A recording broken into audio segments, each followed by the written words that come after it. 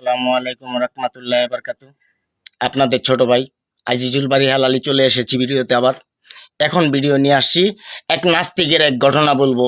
ঘটনাটা আপনারা রেকর্ডিংটা আপনারা নিজে কানে শুনুন, না শুনলে বুঝতে পারবেন না। কারণ আমি যদি ভিডিও এডিট করতে পারতাম তাহলে ভিডিওটা যুক্ত করে দিতাম, কিন্তু ছোট মোবাইলে রেকর্ড করে এখন ভিডিওতেই বিষয়টা নিয়ে আসবো।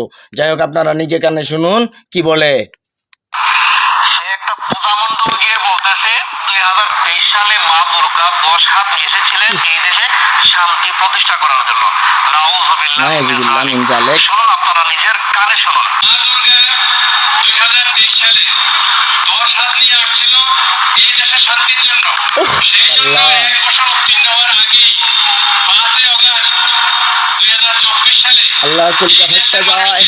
অন্যায় অত্যাচার থেকে বিতাড়িত করে একটা সুন্দর পরিবেশ সৃষ্টি করেছে। আল্লাহ বিচার করে আল্লাহ। শুনছেন আপনারা? আপনাদের নিজে কানে শুনাইলাম, শুনছেন? এই নাস্তিকের বাচ্চা কি বলছে? আমার ইসলামকে কতটুক ছোট করছে।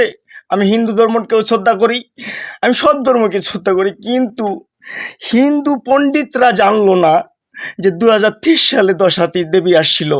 ওই নাস্তিকের বাচ্চা কিভাবে জানলো? আপনাদের কাছে আমার প্রশ্ন রইল। আর ভিডিওটা ঝড়ের গতিতে শেয়ার করবেন, সবাই যেন দেখতে পারে, এর জন্য বিচার করতে পারে সবাই। চট্টগ্রামে বাসা, ভোটের জন্য আমার ইমান বিক্রি করে দিচ্ছে এরা। এই নালায়কদেরকে প্রকাশ্যে মুখটা উন্মোচন করে দেওয়ার জন্য আপনাদের কাছে রইল আমার অনুরোধ। এই চট্টগ্রামের এই বেয়াদবকে ভিডিওটা আপনারা শেয়ার করে কমেন্টে আপনাদের মতামত জানাইয়া যাবেন। আর হিন্দু ভাইদেরকে রইল আমার আদাব। আপনাদের কাছে আমার শ্রদ্ধা বলা হইল এটাই।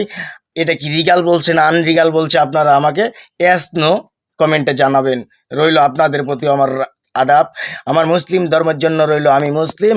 আসসালামু আলাইকুম রহমতুল্লাহ বারকাতু।